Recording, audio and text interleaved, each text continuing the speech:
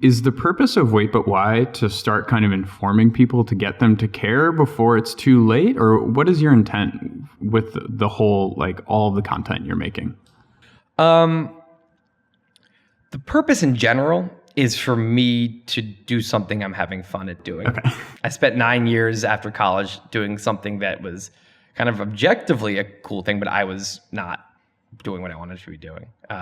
So honestly, I was like, I want to be excited to wake up. I want to be excited to do my work. I want to feel like I'm playing when I'm doing my work. And this fits a lot of things for me. I'm very curious, so I get to be a constant learner.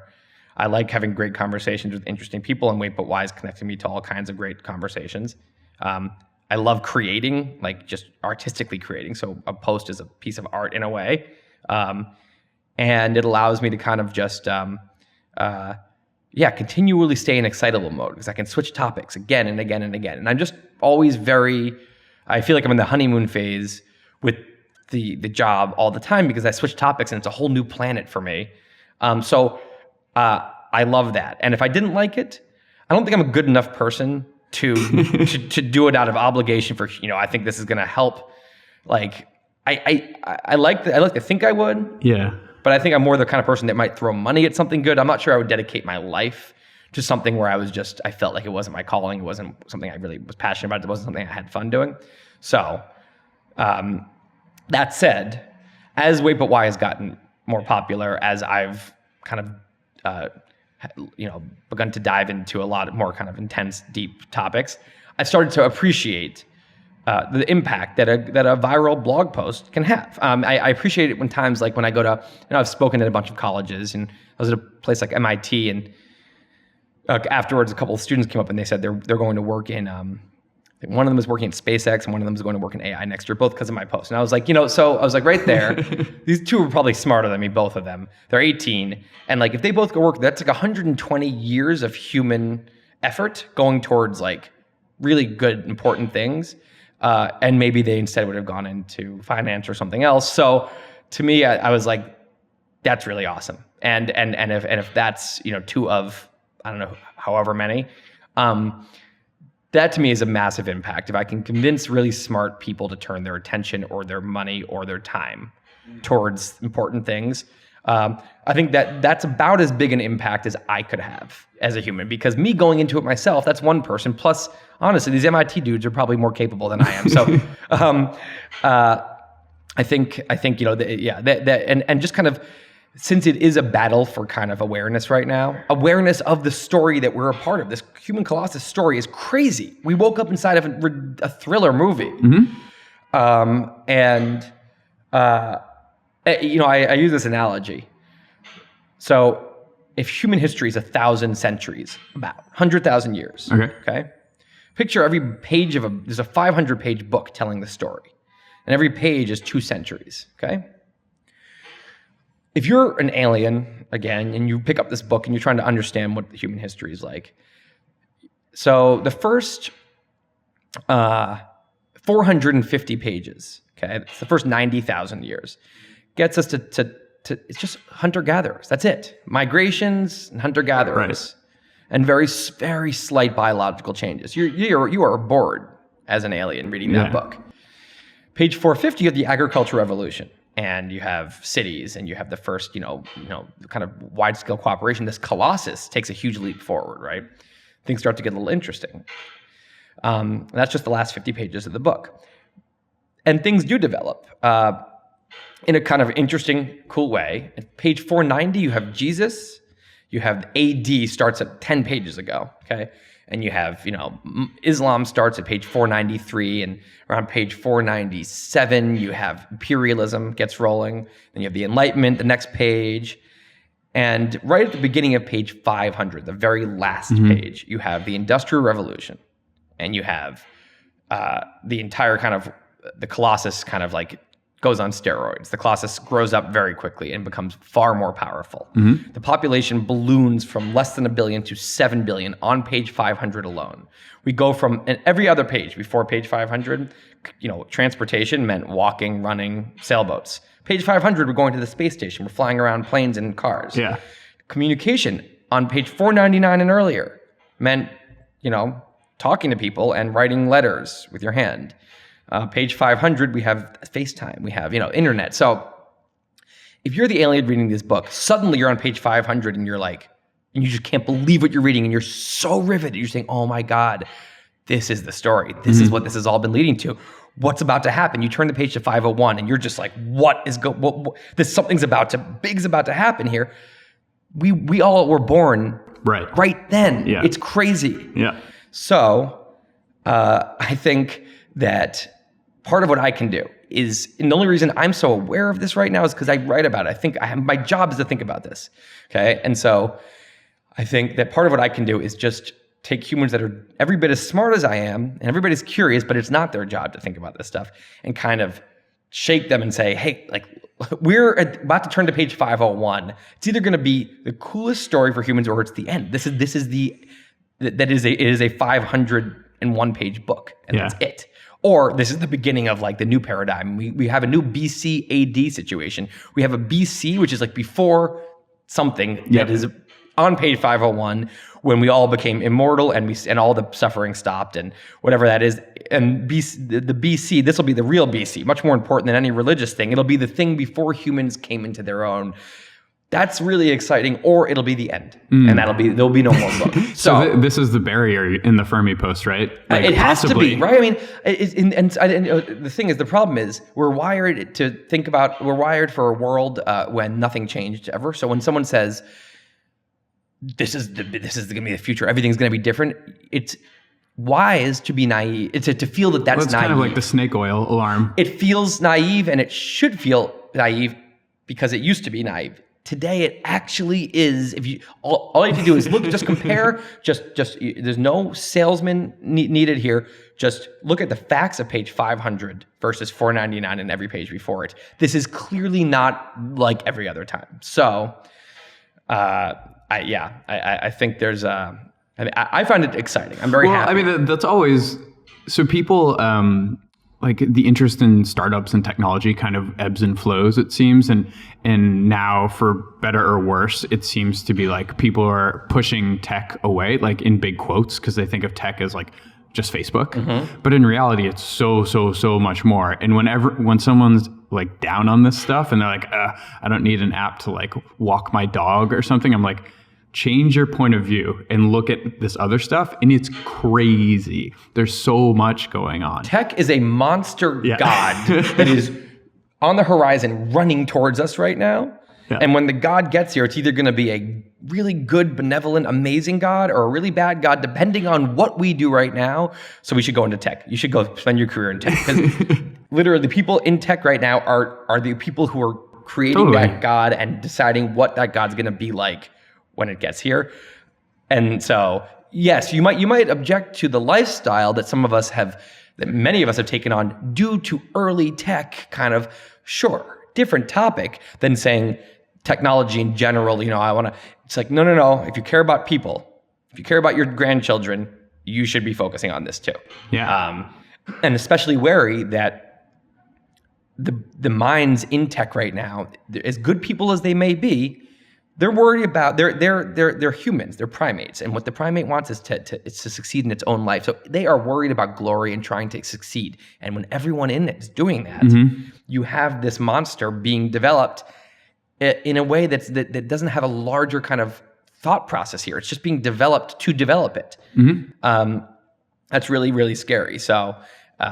Is there like a canon of literature around that specific topic, or is this kind of a new idea, like developing something that I guess you could think about it as a religion, basically? Like, how do we get past our short-term monkey mind to care about more people when we're developing technology? I think as humans, look, the thing that when you want to really make a change, you don't try to change humans fundamentally. That's not easy. What you try to do is you try to build some kind of structure or system that will naturally incentivize shitty, selfish humans to do the right thing. This is the Elon Musk formula and many others. And so in this case, the thing that drives humans more than absolutely anything, is culture, and because we deeply want to be accepted by our culture and our whatever society we're in, we want to be cool in it. Whatever society says, these are the cool kinds of people, everyone will put all their energy to try to be like that. Whatever, the people around us, whatever will make us fit in and stand out and be admired and be attracted to the opposite sex and all of this. If society decided that money was unattractive and that working with your hands and living on as little as possible really made you awesome, and that's what all the movie characters suddenly were doing, and that's what again the opposite sex really started to like, no one's in finance anymore. We'd all be working out and trying to get out in construction fields and be really good. Money is only a big deal to us because that's currently what society has just told us matters, because it's a remnant of a world where resources were so scarce. Now resources aren't scarce anymore, but the values have stuck around. The value of let's all obsess over resources is still here. So now you have rich people obsessing their whole life over getting richer. So if you want people to obsess over AI safety, right now AI development's a big thing, because development, entrepreneurship is getting rich, getting successful is what we value. If suddenly it became extremely cool in society to be a philosopher thinking about or someone in tech obsessed with AI safety, if I think the way this could happen is if people were aware enough of this page 500 situation, suddenly there'd be all this fear around it, right? And all of this excitement, but all this fear. And if someone could have a breakthrough, not in development people would kind of almost look at kind of suspiciously, like just, are you okay? That's fine. But if someone comes up with a big breakthrough in AI safety and they became kind of Nobel Prize, front page of Time magazine, they were interviewed everywhere, and they were the biggest celebrity because we were all scared, and oh my God, this person might save us. Yeah. Kind of like, the people thought, the Manhattan Project might save us back then, or anytime there's, fear in humans, that takes over everything. And if you can kind of assuage that fear somehow. So I think that if you really wanted this to happen, I think that you need, someone like, Elon Musk, who's really prominent, but also really concerned with AI safety. That helps. I think many people like me trying to make these points helps. But again, it's not telling people you should want safety to be a good person. It's saying this is the big challenge of our time. This is the great decision moment we're about to be at. This is the great filter or not. And who's going to be the hero that can figure this out? This is the great problem. This is it. If the development's happening automatically, it's like a wave coming, a tsunami coming towards us. Like, who wants to be the hero? Who wants to be the person that saved all of us? Who, everything in the world will be named after them. They'll be basically a god in the future world if they came up with a solution. If we can that will happen if people understand the reality. And if that happens, then you'll see all kinds of people all thinking about it and forming clubs, and it'll be the coolest thing to be going into. It'll be the most noble thing you can go into, and the raddest, the smartest people. It's like, oh, you're really smart. You should go into that then. Like cancer research now might be that, something like that. Like totally. And so when you were a kid, who was the person who you're like, man, that person is so cool. Like if I could just be like them, then I'll have made it. Emil Wallner basically asked this question, like, were there bloggers or writers that you looked up to as communicators? I don't think as a kid writing was on my radar as much. As a kid, I think I wanted to be like, I wanted to compose music in a way. I wanted to be like Andrew Lloyd Webber or like Billy Joel or like the Beatles. I think that when I was like 11 would have done it. At some point I wanted to be the president. I had like a little ego-y stretch there. Yeah. Then that disappeared I actually became the class president. And that when I was like, done, I'm out of this. In like middle school? High school. Oh, okay. I was 18 and I was like, I'm not going to do more of this. I'm never campaigning again. Yeah. And also, being a class president is a useless job. You're not really doing anything. You're raising small amounts of money for one thing or two things that are already going to be funded somehow anyway. And that's actually, I think, a microcosm of a lot of real politicians' lives. Not that politicians as a unit don't together have a lot of power, but each trying to be a senator forever. I feel like I can do more actually in a lot of ways and have a lot more fun. So that disappeared. Mm-hmm. And then then I was back in creative lane where I wanted to do either music or writing, one of those. And when I first started to think about blogging, I actually was blogging on the side for like 6 years before I started Wait But Why. I didn't look necessarily to, well, early on, Bill Simmons, in college, I was in college right when he was at his peak popularity, big sports fan, Boston. So I was, a big Bill Simmons reader. Yeah. And I wouldn't say I necessarily wanted to mimic his specific style, but it was his kind of personality, integrity, just the fact that he would go on and just be himself and be colloquial and be kind of like fun, like the way he would write an email to his friends is how he would write an article. That resonated with me. That seemed very obvious. I was like, that is clearly the way to go if I ever were a writer. And when I started my blog, it wasn't even a question. I wasn't going to try to be a journalist or have any kind of formula. I was just going to go and just try to be a fun writer. Well, that just came with the internet too. It did, exactly. So he was one of the first really famous ones.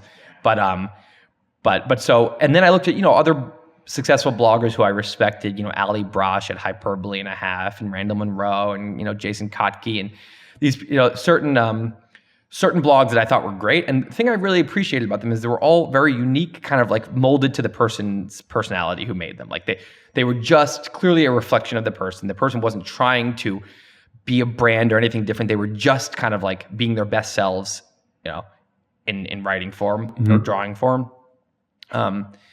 And so again, it wasn't that I think I was very adamant about trying to actually not look at other styles, because I was like, I want to do my exact style because that's what I think is the key actually. But it was the integrity of these styles that I saw other people use that I think it really kind of stuck with me, as it made it very clear that like I'm going to double down on my own style versus trying to fit into any other kind of form. Yeah, totally. And like integral to, I haven't read your old blog. Is it still up, your old stuff? It is somewhere. It's called Underneath the Turban. Okay.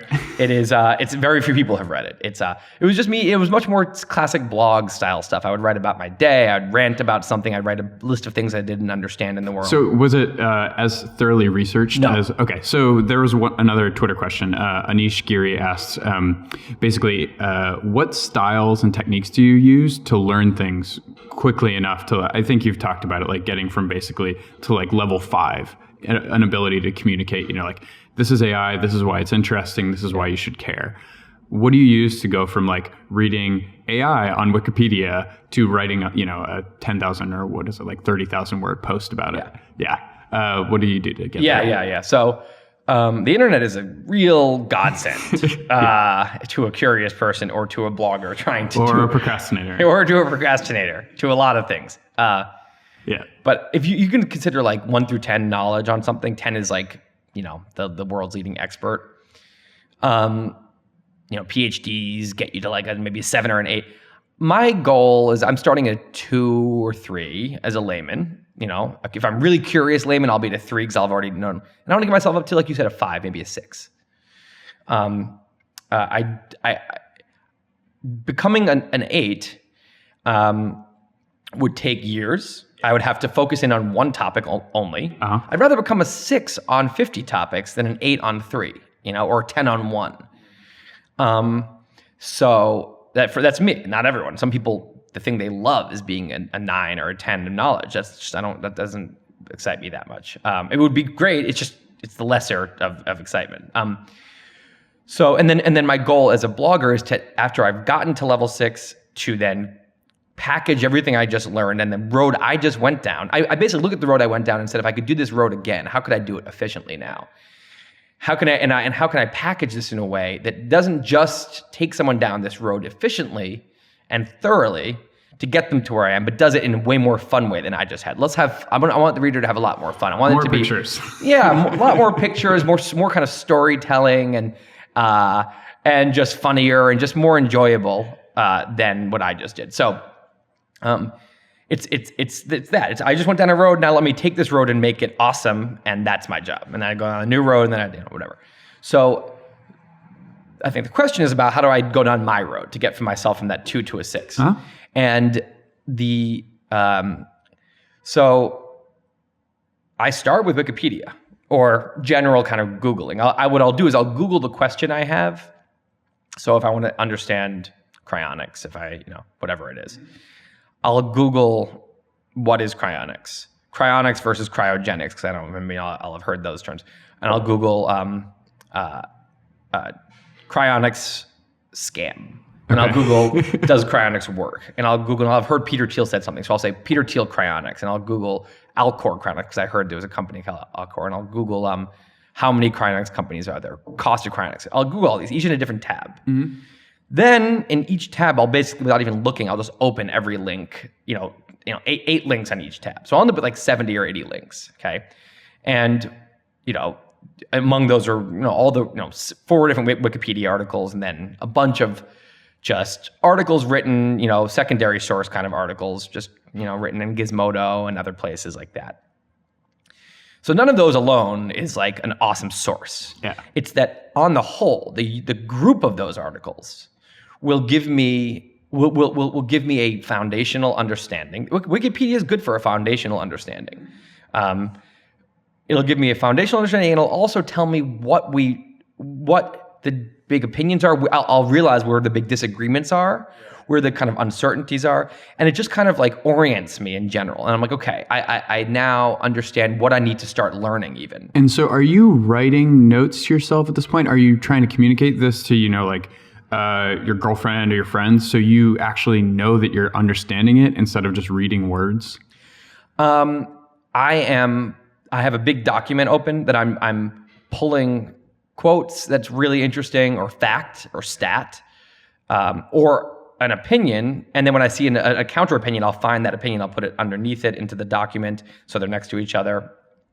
And then I have a lot of thoughts of my own as I'm going. I'm suddenly bursting with thoughts, and I'm bursting with metaphors. I'm saying, this is a lot like, or I'll say cryonics is kind of like long-term patient care.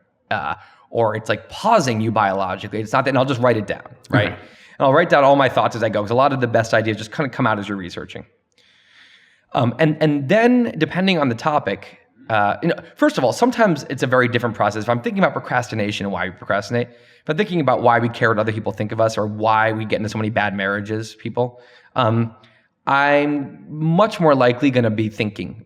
I'm just going to be pacing around, thinking, maybe having some conversations with friends and writing stuff down. There's less research.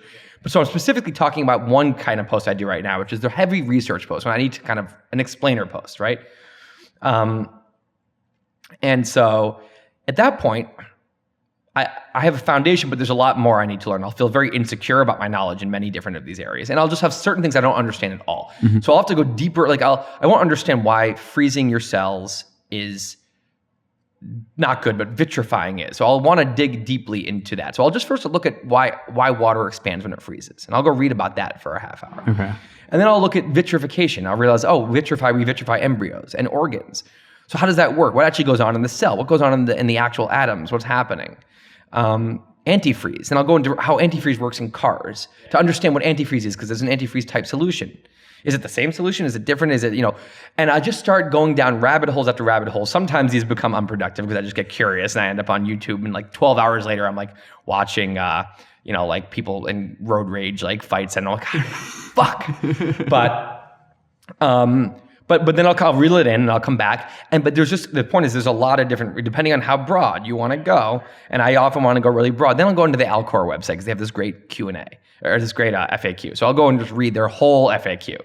And then I'll go, but I know that they're one voice only, and they have maybe an incentive. So then I'll go read a competitor's FAQ. And then I realize even all of that is still cryonics companies. Then I want to go read a bunch of, so then I'll start to understand like what the best argument is for cryonics. And I'll understand the science behind it. And I'll have done a lot of my own thinking about how I want to frame how I can explain this, or my own, I want to track my own thought process. I'll go from skeptical to kind of like super excited to then like a little less excited, but a believer or something. And I want to track that so I can, because I assume a lot of readers are going to go through that. So I'm going to want to like I like to talk about my own, where my own head's at the end of a post, because I feel like I brought readers here. We can almost like as a group discuss, even though I'm the only one in the room.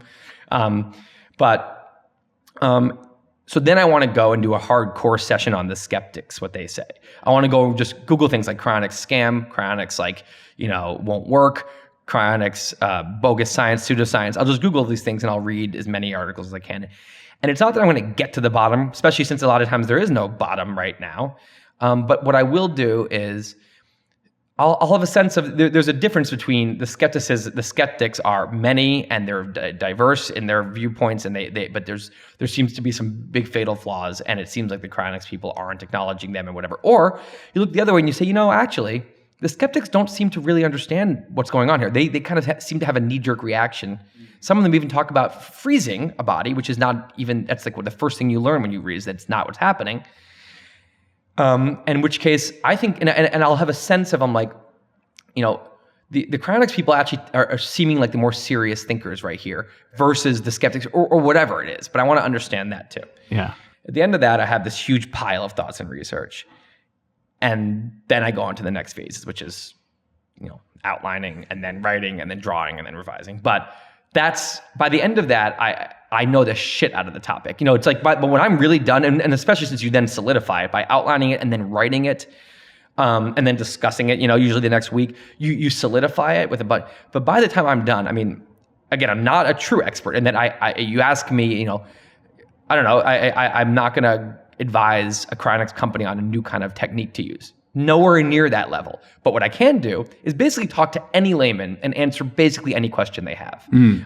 There's almost no question at the end of that where I can't not just give you an answer, but I can explain like the science behind it, and I can explain the different, the different, the contrarian views to the prevailing opinion. So, and this is just the internet. This is just a pretty smart guy on the internet with a week. You're not calling people. You're just reading stuff. Now, sometimes I will. For example, for this, I called my doctor friend who I knew would be skeptical because I know and I wanted to just hear why. And I wanted to kind of play devil's advocate to his skepticism with what I've learned and kind of set up a mock argument between a cryonicist and a skeptic by me playing the cryonicist. So I'll do that for like the post I just did on Neuralink on brain-machine interfaces. Yeah. That is so new, and there's so many different opinions.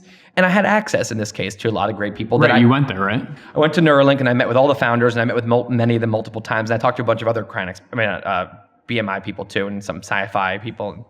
Sci-fi people, I find the sci-fi people are the ones who have the best handle on things like page 500, on things like this big picture. It's crazy, yeah. Those are the people that that think really big picture, and they know about all the different technologies. Versus a lot of times the people in an industry, they have their blinders on, and they're not that great at thinking about the really big picture. A lot, some of them are, but many times actually talking to a science. For example, I talked to Ramez Nam in this case, science fiction guy, about brain-machine interfaces versus language. Is this the next paradigm? Is language this one big movement, this big kind of change? And now is brain-machine interfaces like the next thing, or is there like is writing kind of on that level? Or he's a perfect person. We had this great conversation about that because that's the kind of stuff that he thinks about. Versus the people I talked to the brain-machine interfaces industry.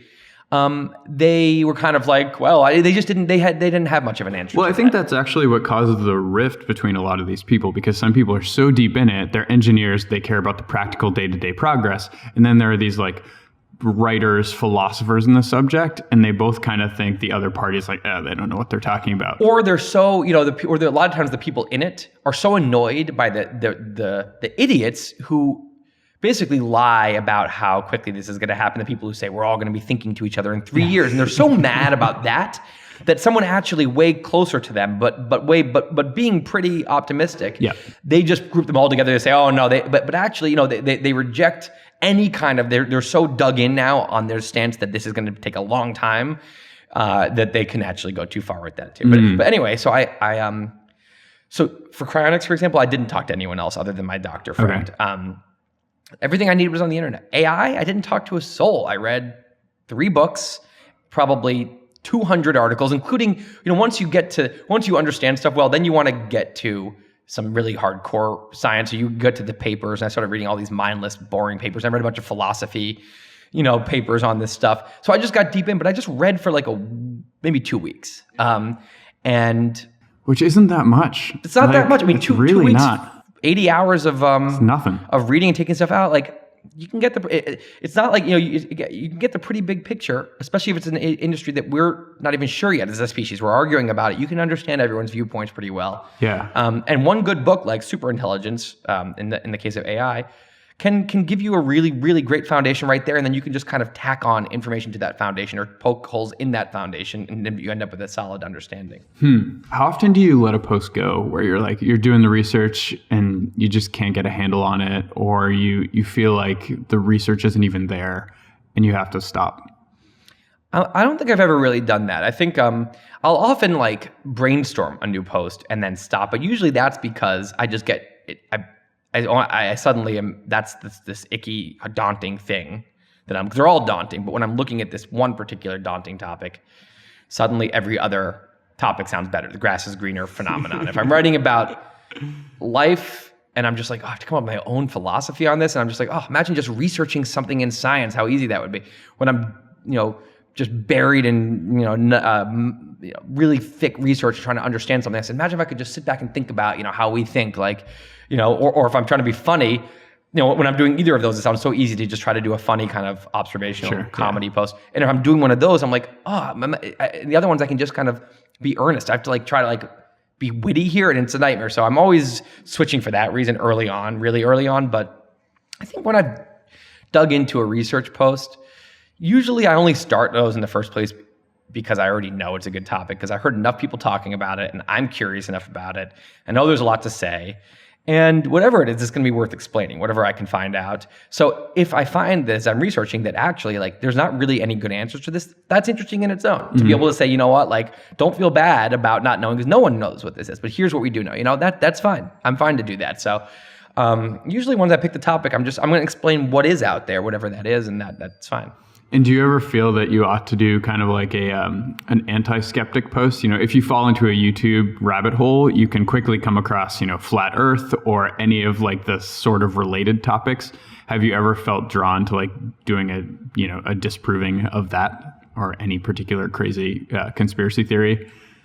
I'm writing a post now that is kind of taking aim at political dogma. Okay. And just on all sides, and talking about how all of these stats that one political side takes as gospel, I mean, they're almost always wrong, because in an echo chamber environment, there's no kind of like white blood cells to kill the virus, and so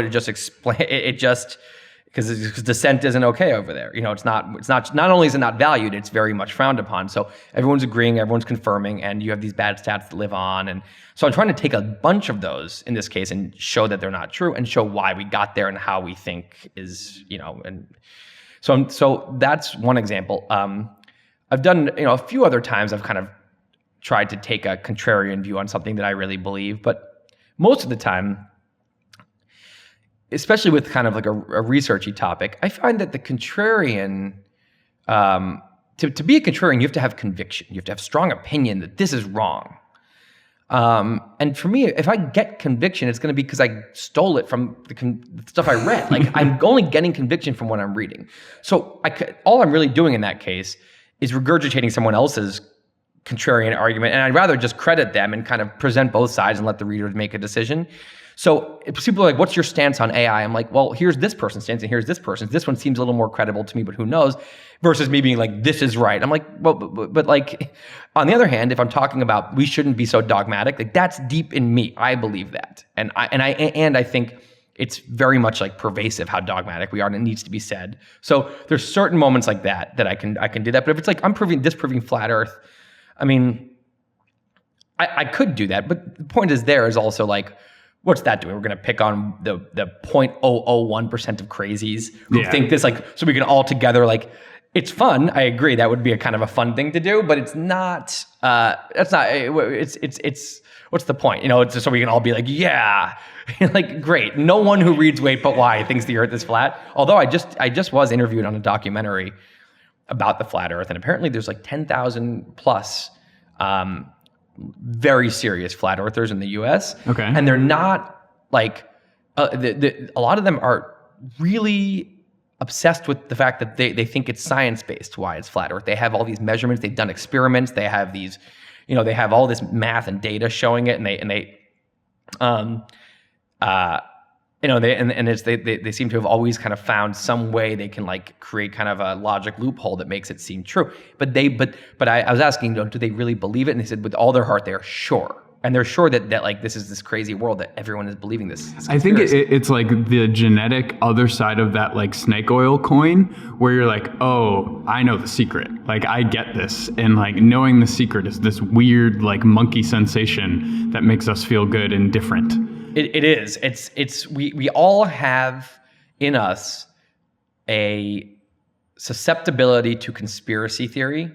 It's a spectrum conspiracy. I think it goes from totally objective on one side to bias, like confirmation bias, cherry picking, kind of lawyering our way to conclusions where we kind of already know the conclusion and we find arguments, right? Then you can get down the spectrum further that ends at full schizophrenia, which is everything I see is part of this thing. Yeah. Your left brain is powerful, which is helpful in many ways. It finds patterns. That's incredibly ingenious in a lot of ways, but it also gets us into huge trouble because it's this great lawyer. It can find patterns in anything and create an art. If you want to believe something, your left brain will find the evidence to make you believe it. So before you get to full-blown schizophrenia, where suddenly there's this one story and everything you see is in it, and it's this. You get to this land in the middle, which is conspiracy land. And, we all laugh at something like, all the people who think 9/11 was caused by the US or the moon landing didn't happen or flat earthers. But we don't look at ourselves in the mirror. There's a lot of times we genuinely believe conspiracy and we will, and you don't realize it, but then, you're reading a bunch of news that is all catered to your tribe. Yeah. And you don't realize that like, I read an article the other day about how when it comes to like Trump and Russia, the left is believing a lot of crazy shit. Now, there's just people out there who are just kind of making stuff up at this point about these ties, and there's smart people passing it around being like, this is it, this is when he goes down. They're being crazy. They're being crazy because there's just they want to believe something so badly, and they're so in a bubble where everything is, no one's challenging bad ideas that we can get there, any of us. I'm sure it happens with me on this podcast, just in terms of like people I invite. It's like, oh, you fall in line with these things that I believe in, so therefore we should do a podcast together and keep it going. Selection bias. How do you break that with your post? Like, I'm sure you fall into it. Well, I just said it. So I always am going to read a ton of skepticism about any opinion I have. Yeah. What is that doing? Think about how we do this, okay? The marketplace of ideas, the idea isn't that... the idea is that it's specifically the clash of ideas that the dust settles and truth is left, right? The clash of ideas helps us see truth. Now think about a courtroom. A courtroom has one attorney that is full selection bias, cherry picking, confirmation bias of every kind, intentionally as their job of getting to one conclusion. There's no defense attorney that says, the prosecution's made some good points. Actually, I think my client's good. No, their job is to be one-sided, right? Yeah. But because you have both of them, they clash, and the jury can maybe start to see, after watching them clash, what the truth is. So with cryonics, like I said, I'm going to read one side. I'm going to read the skeptics as much as I can. By the time they're done clashing, it's not that I know for sure, just like the jury doesn't know for sure. I'm going to have a hunch. I'm going to start to feel like these people are the ones who are much more fact-based here. Mm-hmm. These people have thought about this more. These people are talking in more reasonable words. They seem to be more humble and more whatever it is. And so if I'm reading now in the news is hopeless to get an objective source. Don't even try. If I'm trying to be an objective guy, if I try to create a news source, it's going to be biased in some way of my own. So what I will do is I'll read the New York Times article, and then I'll go right away and Google the same thing on National Review, mm-hmm. or I'll watch something on MSNBC, and then I'll go try to find a clip on Fox News. Preferably the first pair, but New York Times people get mad at. They think it's biased, or Fox, or one of these. It's just, if you just treat it like one of the attorneys, it's fine. It's serving its role. The problem is when people treat it like the grand truth, like this objective truth. So instead, but so what I find is when I read, I've become, through this post, and I'm not going to stop now, I read a ton of conservative media, along with my standard kind of left-wing media, and together I just get a healthy degree of skepticism. It makes it very hard for me to feel a lot of conviction about anything, because if you only read one thing, you can say this is obviously true. But I'm saying I read a really good argument by a really smart person saying this wasn't true, and that this was overblown, and that this was a made-up stat, and And so you end up feeling very humble, which doesn't feel good all the time, but it feels at least like honest, and I don't feel delusional. I don't feel like I'm in some bubble anymore. So I think that's how we can do this is, if you have guests on a podcast, get some people on that fundamentally disagree with you, not just on what's going to happen, but think differently. Totally. And just examine their brain, put it out on the table and examine the way they think.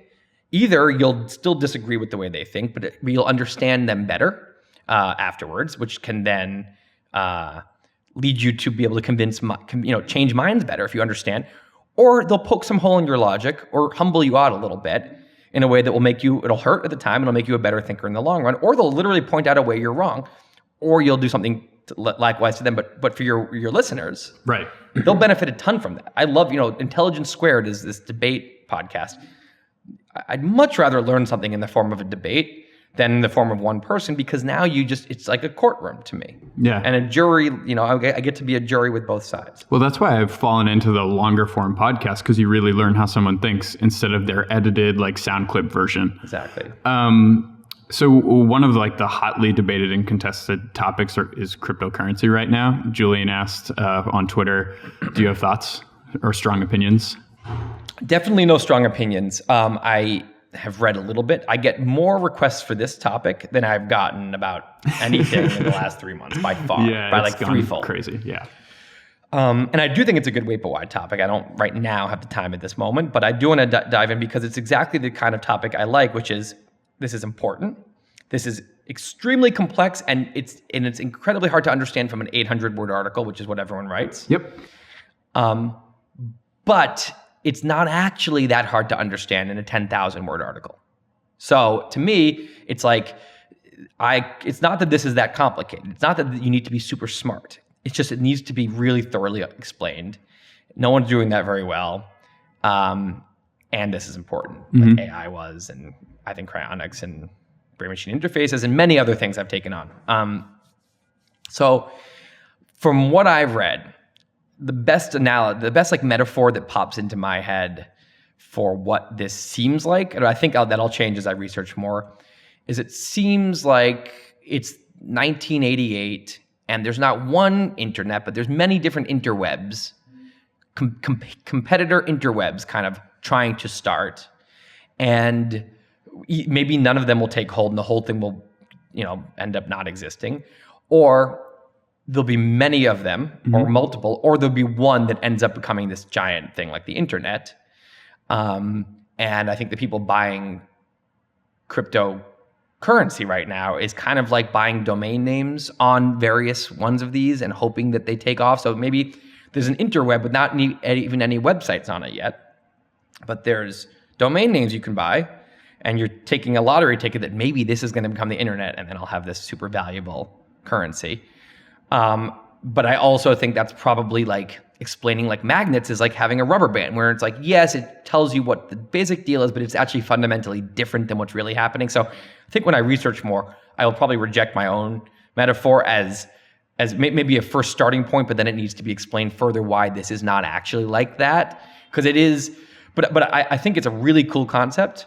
I think that we right now assume that the only way to do things is centralized systems, centralized governments, these trusted authority units that we can all kind of hang on to for safety and for like organization. And, governments, we invented that. Countries are invented, pretty recently. Page 497, we started having countries, right. Basically. So, of course, there'll be other paradigms. Big things are going to change, and I'm sure that the way that mining happens right now and things like this is going to look very primitive. We'll come up with different ways, especially when you have other kind of interfaces. You have brain-machine interfaces, for example. We may be able to come up with very, just the way that a eye scanner.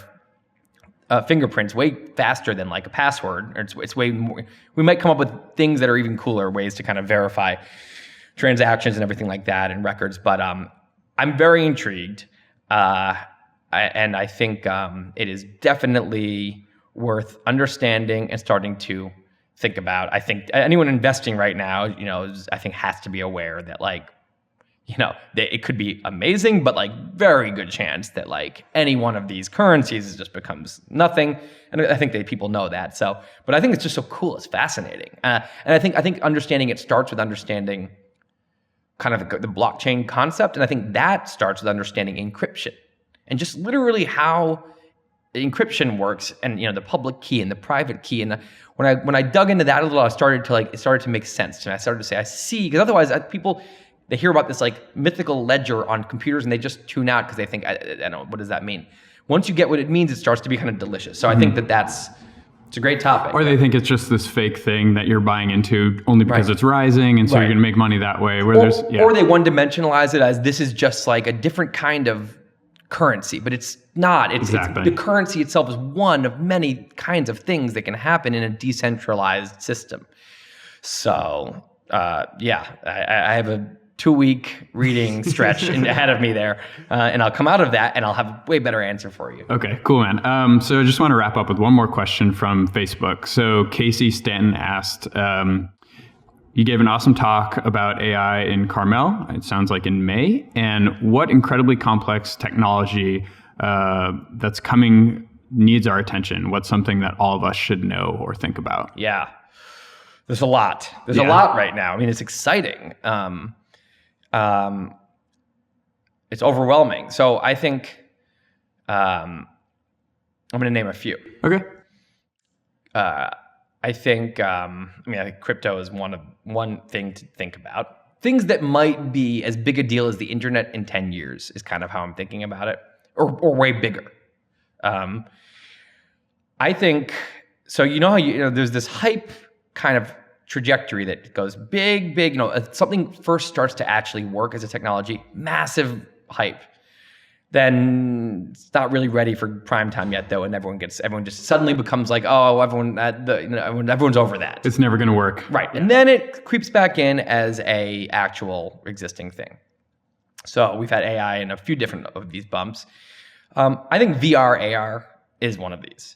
There was a big stretch a couple years ago. Oculus is new, and the Vive, and people are doing these cool demos, and you have first AR kind of big explosion with Pokemon Go, and you have the Google Cardboard, and you have Samsung Gear and all this stuff, right? And I think it was huge hype, and now you don't hear much about it right now. It's in a dead period because it was the only way to do it was the only way to do it well was these really expensive. You had to get a fancy computer and a fancy thing. They were hard to even get. They were backlogged, the headsets, and you had to be tethered to your computer. You had to put stuff on the walls. I did all this, so I know. And then you got in them, and sometimes they made you nauseous. There were some programs that were unbelievable, and I was just blown away that this is 1.0. This is MS-DOS, and it's so good already, but a lot of them weren't that good. A lot of them made you nauseous. The headset, it's exhausting to have on for a long time. It's heavy. Take it off, you're sweating. And all I'm thinking the whole time is people in 10 years are going to look at, I'm going to go in my closet and pull out my Vive 1.0, and they're going to say, oh my God, look how big this is. They're going to put it on and be like, oh my God, you wore this? And it's going to seem like the cell phone in a briefcase. Yep. So, but I've done this a lot more than most because I am going to write a post on it. I went to the Oculus conference. I've tried basically all of the programs, and I was just floored by how awesome. This is VR. Mm-hmm. So this is even getting into AR, which is probably the even bigger concept. The Magic Leap stuff and just things where you're just, whether it's through a headset or glasses or eventually contact lenses or whatever, you actually can, you just add stuff onto your world. Your whole computer interface is just floating there in front of you and whatever it is. A lot of things we can't even imagine. So I think that the implications for gaming and entertainment, but also for just kind of experiences for communication, for training, for building empathy, and for the classroom of third graders in Missouri going on a fun field trip to the moon with a classroom of third graders in Saudi Arabia and coming back and this is good for empathy. This is good for the world, right? Yeah. Being able to sit around with your grandmother, even though she died 40 years ago, and sit there at the table like she's there, and you're just watching her look at you and laugh, and you're having a conversation. that you're watching the conversation that took place. So I can go on many examples, but I was in that headset, and I also learned enough about like what's coming with the technology. The headsets are going to get very much smaller. They're going to stop needing to be tethered to something and needing to have things on the wall. You're going to have cameras on the actual headset. They're going to see the walls. And it's just going to get better and better and better, and batteries are going to get better, and the computers are going to get better. So we're going to end up, I think, in 10 years with 1 billion people using VR. 1 billion. Like, it's going to be the new kind of smartphone or cell phone.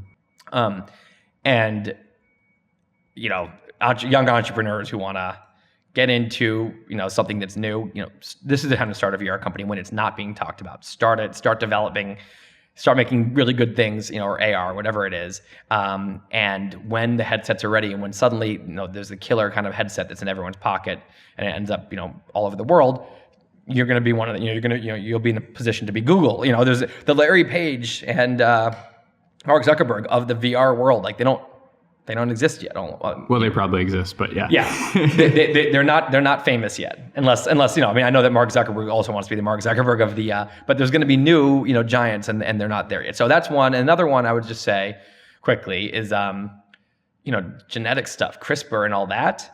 I mean, it would cost I think it was almost $2 billion. Maybe it was almost $3 billion. Like 20 years ago to sequence the human genome, and today it's like $50. Okay, things are about to get really crazy. I mean, I think that your grandkids are going to be born.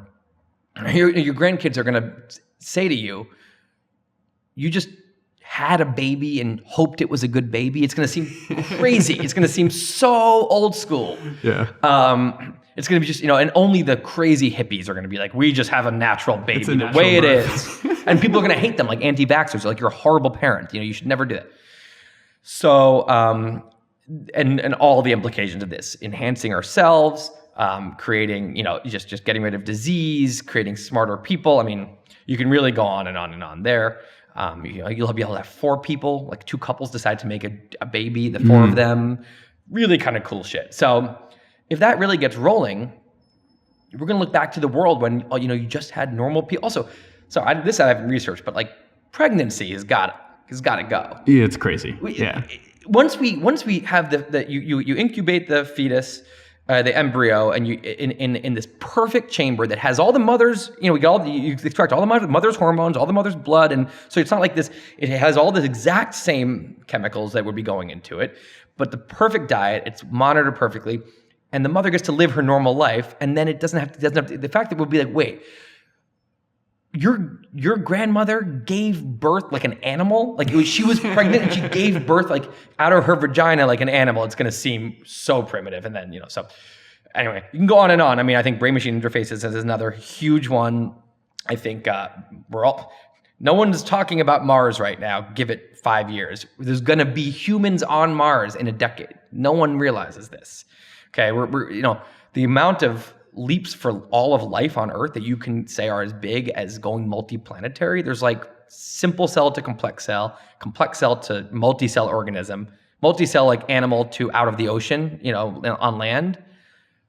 Multiplanetary. I mean, this is so big, and it's happening in our lifetimes. It's so exciting, and it's going to be the new kind of moon decade. It's going to be the new one. Yeah. The 20s is the new 60s. So lots of exciting things. This is why people should probably go into some kind of tech. And the word tech is, they should move to California or other places. Maybe Austin has a scene, Boulder, but they should get involved in the future, because it's like we're inventing this new planet that we're all going to live on. So, and I would also say, just don't be intimidated to learn.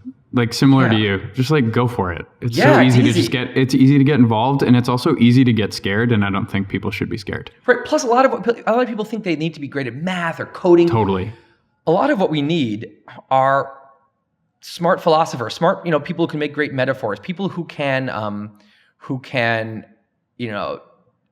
talk about something like that. We just, it doesn't matter what you're good at. Like, you have a role to play in this. I mean, being pretty good at two things means you're extraordinary at that one thing. Absolutely. And that's like Exactly. So I mean, right, you can, some people go for breadth, and then you offer something different because you see a big picture that other people don't, like the sci-fi authors. Yeah. Or you get really into depth on one thing, and then you really are whatever it is, like there's a role. There's definitely a role. Maybe your job is communicating what's happening to other people, like me. So yeah, I think people need to just get excited and scared at the same time, which is gonna fire them up. So.